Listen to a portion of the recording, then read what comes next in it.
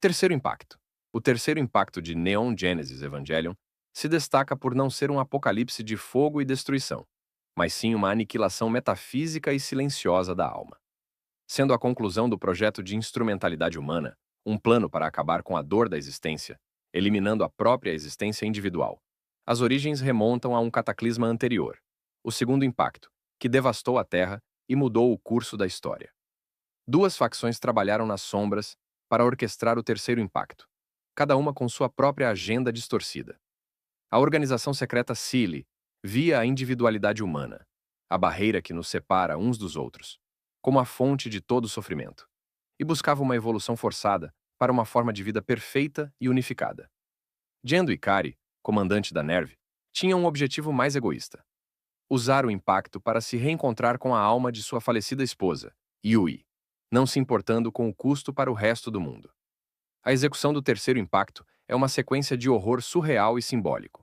O primeiro detalhe crucial é o colapso dos campos AT, a barreira física e espiritual que define cada ser humano, fazendo com que os corpos de todas as pessoas na Terra perdessem sua forma e se dissolvessem em um mar primitivo de LCL, a sopa da vida.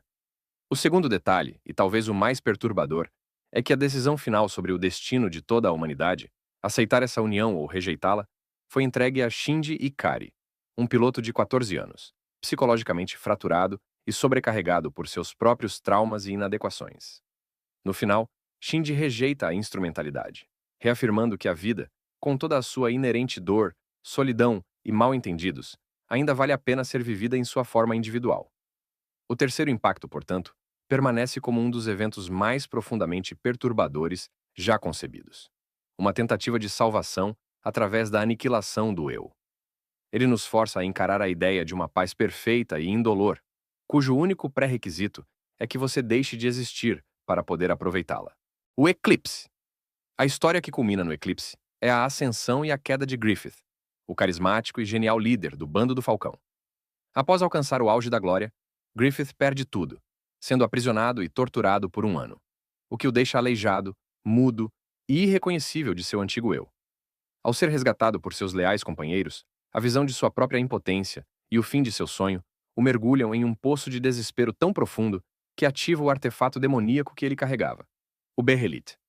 O ritual exige um sacrifício de valor inestimável, e para Griffith, nada era mais precioso do que os homens e mulheres que o seguiram e amaram. O Bando do Falcão. O primeiro detalhe aterrador do ritual é a marca do sacrifício, que surge em cada membro do bando, transformando-os em presas indefesas para uma horda de demônios, os apóstolos, que emergem para um banquete de carnificina, tortura e desmembramento. O segundo detalhe é o ato final de Griffith.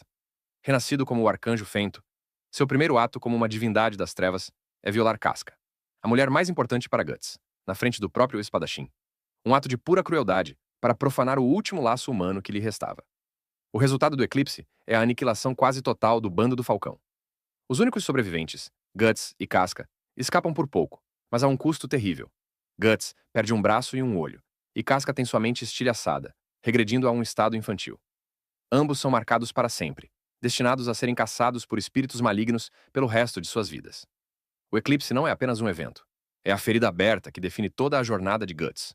Uma descida ao inferno que prova que o maior monstro não é uma criatura de outro mundo, mas o homem que sacrifica a própria humanidade por um sonho.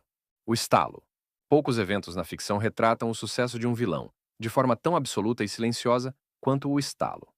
Com um simples estalar de dedos, Thanos, de posse da manopla do infinito completa, cumpriu seu objetivo: apagar, aleatória e instantaneamente, metade de toda a vida senciente do universo.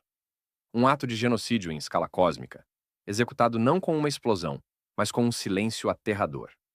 Thanos testemunhou a morte de seu planeta natal, Titã, consumido pela superpopulação e pela escassez de recursos. Essa catástrofe o convenceu de que a única forma de salvar o universo do mesmo destino era através de um sacrifício monumental e imparcial. Em sua mente corrompida, ele não era um tirano, mas um salvador em uma cruzada nobre para coletar as 6 joias do infinito, acreditando que o extermínio em massa era a única forma de garantir o florescer da vida que restaria. A realização desse plano exigiu um custo imenso e uma determinação inabalável. O primeiro detalhe crucial é o caminho de sangue e sacrifício que Thanos trilhou para reunir as joias, um caminho que incluiu a morte de incontáveis seres e o sacrifício de sua própria filha, Gamora, o que demonstra a profundidade de sua convicção fanática. O segundo detalhe é a natureza do próprio evento. A dizimação não foi uma guerra, mas um evento rápido e assustadoramente pessoal, onde pessoas simplesmente se desfaziam em pó, deixando para trás apenas o eco de sua existência e a confusão dos sobreviventes. O estalo é profundamente perturbador, porque representa o momento em que o vilão venceu, não apenas militarmente, mas filosoficamente. Estrondo. Por 100 anos, os habitantes da Ilha Paradis viveram isolados, acreditando serem os últimos humanos num mundo infestado de titãs. A verdade era mais cruel. Eles eram Eldianos, um povo odiado pelo resto do mundo pelos crimes de um império antigo, aprisionados em muralhas criadas por seu próprio rei como um ato de penitência. Quando as nações do mundo decidiram que a existência desse povo era uma ameaça a ser erradicada, a diplomacia se mostrou inútil, e a promessa de aniquilação total se tornou iminente. O catalisador para o fim do mundo foi Eren Yeager, o herói da história que se tornou seu maior vilão. Após testemunhar em primeira mão o ódio implacável do mundo e a falha de todas as alternativas pacíficas, ele concluiu que a única garantia de sobrevivência para seu povo era a eliminação de seus inimigos. O segundo ato decisivo foi seu uso do poder do Titã Fundador. Ele desfez a cristalização das muralhas, libertando a legião de gigantes adormecidos e transformando o maior escudo de sua nação na arma mais devastadora da história. A marcha começou, implacável e imparável.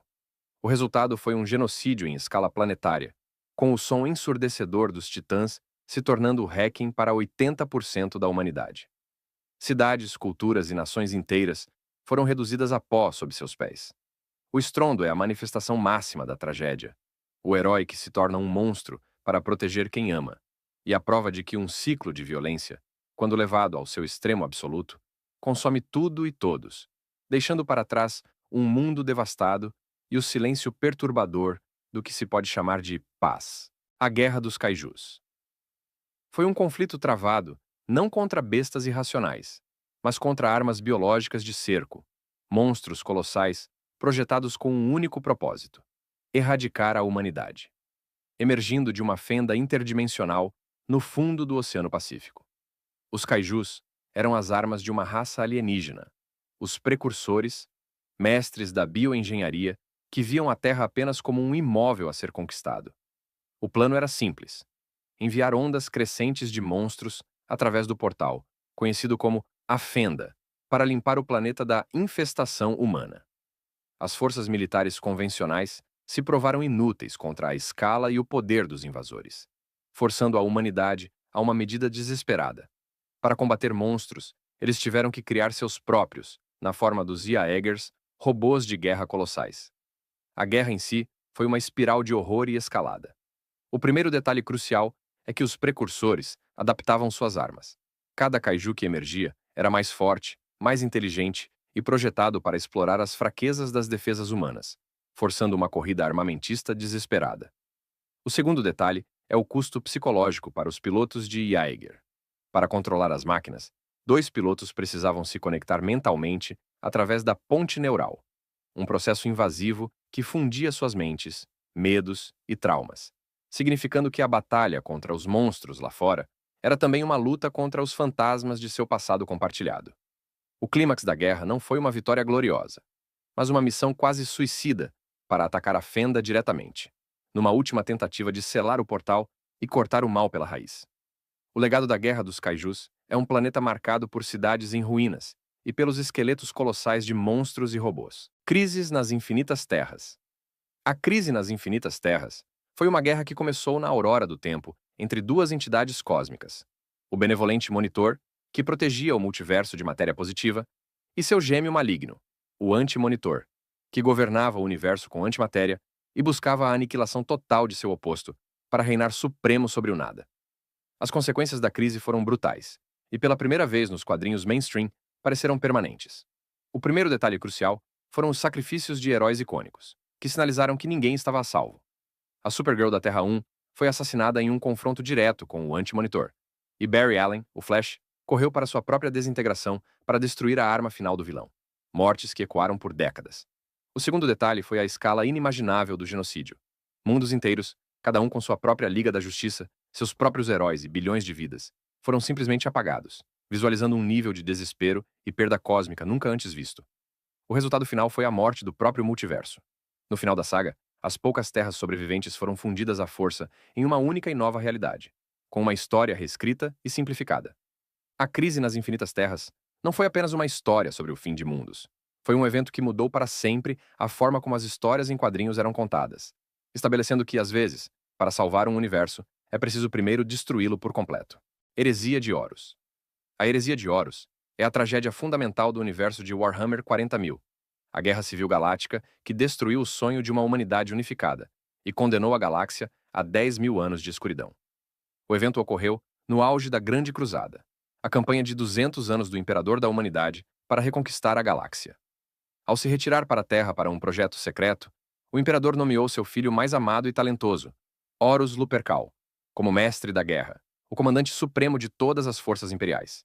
Essa honra, combinada com o orgulho ferido, a ambição e o medo de ser esquecido, tornou Horus o alvo perfeito para os sussurros dos deuses do caos, que envenenaram sua mente com visões de um futuro tirânico e promessas de poder ilimitado, convencendo-o de que seu pai era o verdadeiro vilão.